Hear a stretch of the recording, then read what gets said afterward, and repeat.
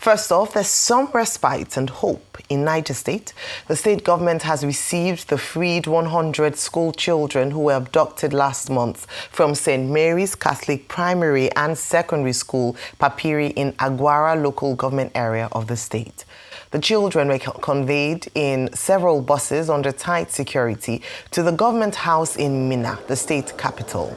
Governor Mohammed Bago received the school pupils alongside the top government officials and family members. Details about their release remain unclear, including whether it was secured through negotiation or by force, and whether any ransom was paid. The NSA and every other person that has been responsible in the recovery of these children. I want to thank development partners here, the UNICEF and others also. Thank you all. And for those that have been praying, continue to pray.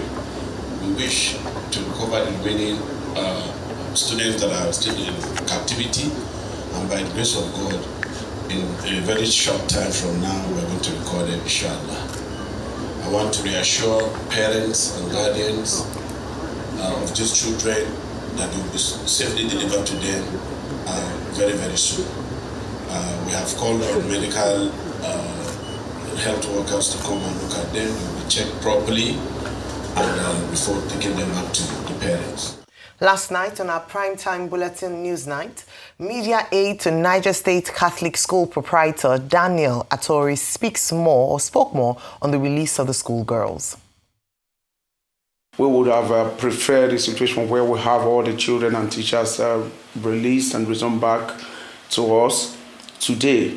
However, before now, the mood was a devastating one where we have all the parents who couldn't even speak. Of course, we lost two of the parents, and that was really tragic for every one of us.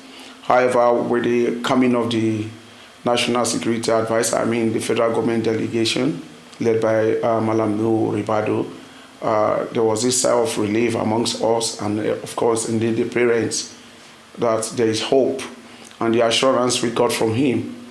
And now the second part of your question has to do with the number of those who have been released and where we got to know.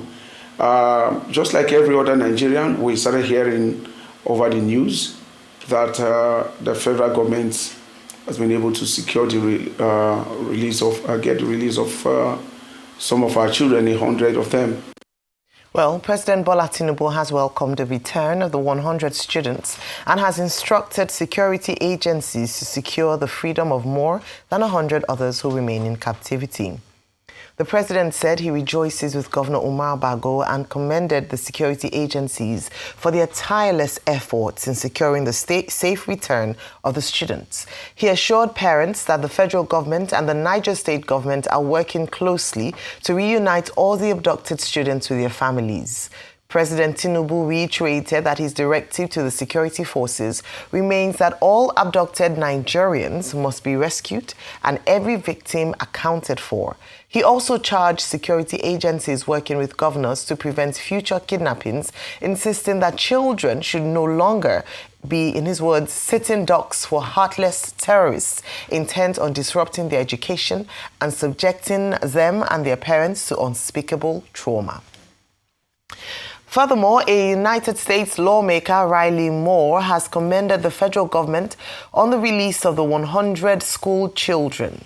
Moore, a member of the House of Representatives, in a post on X, described the release of the children as a positive demonstration of President Bola Tinubu's response to the country's security challenges and shows commitment to the emergency declaration laid out by the president. Moore noted that a joint task force has now been established between the State Department and the Nigerian government to address the alleged Christian persecution in the country. He said it is a great example that a cooperative security framework is within sight with an openness and willingness on the part of the Nigerian government to work with the U.S.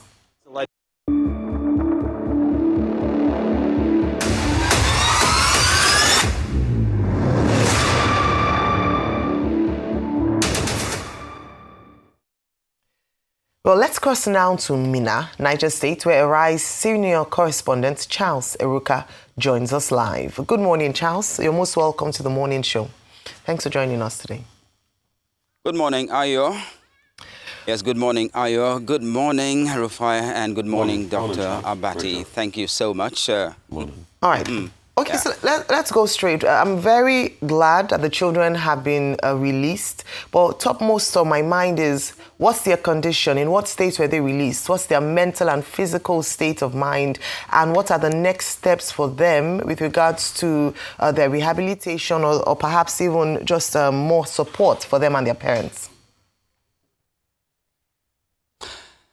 When the children were ushered into the hall yesterday after they were driven into Government House under a very enviable security convoy from the Office of the National Security Advisor, they were actually looking very clean. I mean, they had been properly cleaned up. You know, you wouldn't expect the government to commit a PR gaffe by bringing them into that location in the original state from which they were released. So they were properly cleaned up, looking very clean and tidy.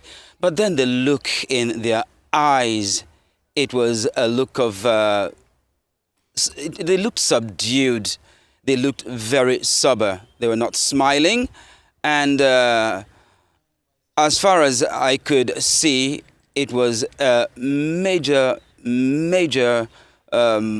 trauma that they had actually they had actually gone through, and it did show that those 2 weeks in captivity had actually taken a rather major toll on the kids. Whatever had been done to ensure that they were looking clean and tidy. So eventually we had this chat with the UNICEF field representative from Kaduna, Mrs. Teresa Pama, who informed us that the children will be receiving psychosocial, medical, and physical support from the authorities, particularly with support from the United Nations Children's Fund, UNICEF. So for the children, we're not allowed to talk to them. That's the media was not allowed to speak with the children, unfortunately.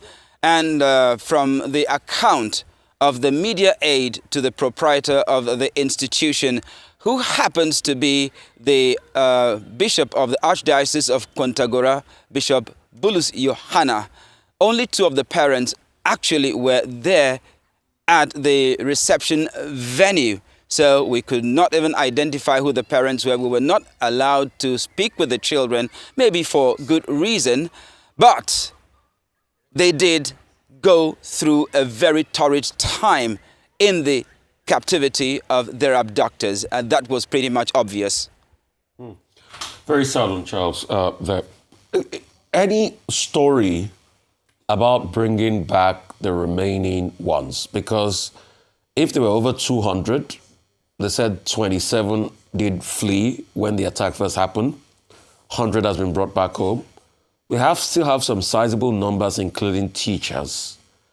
Any story on that? Are we still talking to these bandits or terrorists? And is there any story on bringing these people to book, or are we still romancing them?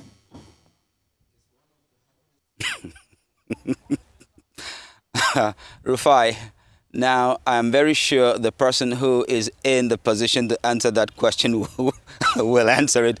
Okay, now, on a very serious note, we had a representative of the Office of the National Security Advisor, Wing Commander Abdullahi Idi Hong, who also addressed the gathering, and he did confirm that efforts are being made to ensure that the rest of the captives are released. Now, what happened was that on the 21st of November 2025, 315 persons, that's 303 pupils and students and 12 teachers were abducted around 2 a.m. from the St. Mary's Catholic School, Papiri. In a few days, in the intervening days, 50 of the students managed to escape.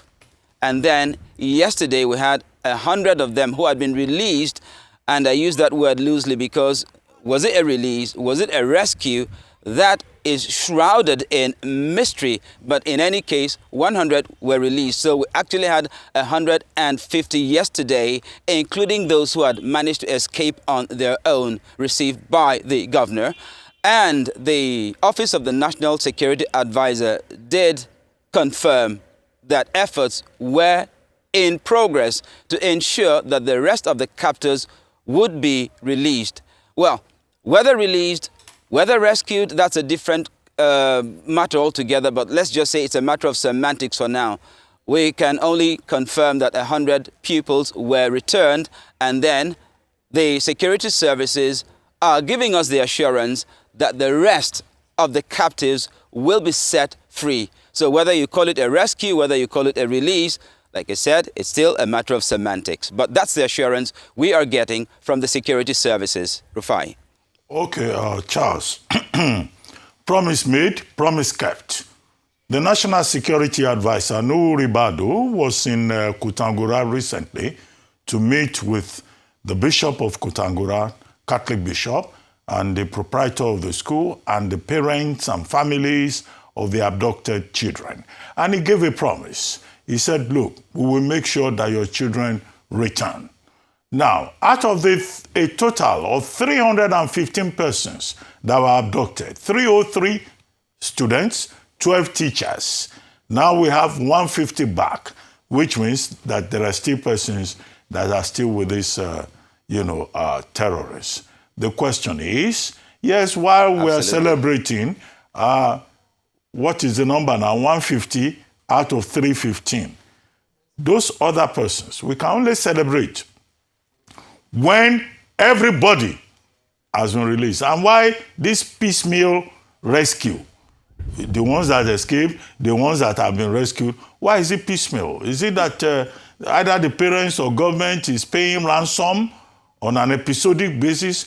Even when the new Minister of Defense has said, we will not pay ransom, we will not negotiate. That, in my view, is the background, the basic background. But I ask you a question. Nigerians are the ones even asking, not me. They are saying, okay, you are rescuing these children, you are bringing them back, 150 of them. Where are the kidnappers? Because for you to rescue them, there must have been some contact with the kidnappers. Why are we not arresting the kidnappers and parading them and making sure they face the full wrath of the law? Do you have any information in that regard? Well, I did go through some training with the military back in October at the Armed Forces Command and Staff College in Jaji. I thought I saw you there. It was called the Whole of Society Approach. I thought I saw you Oh, there. yes, you did, because you were there and you delivered a lecture too. So, yes, of course, we are on the same page on that. So, anyway, we talk of a whole of society approach towards national security. Now, these are some of the questions we actually asked as journalists. That why is it that when it comes to security operations like this, we do not get the complete picture, we do not get the total information package about operations like this? And we were told that, see, this is a very sensitive national security matter, and if information is released wholesale, it might be misused or it might be used irresponsibly, because remember, we also have social media apart from the conventional media. So information gets out there and people misuse it, and sometimes it even gets back to the criminals themselves. You call them bandits, you call them terrorists, and they in turn use it to their advantage to demoralize both the public and as well as the armed forces. So information comes out on a needs-to-know basis. Basically, that's what we were told.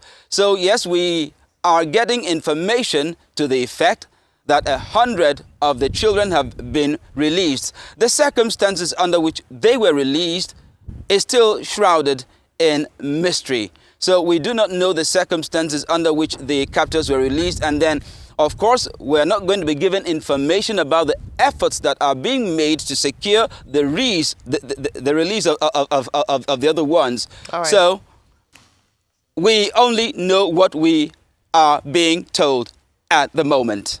All right, and that's very well said. Thank you so much, Charles, for your updates from Niger State, Mina, Niger State.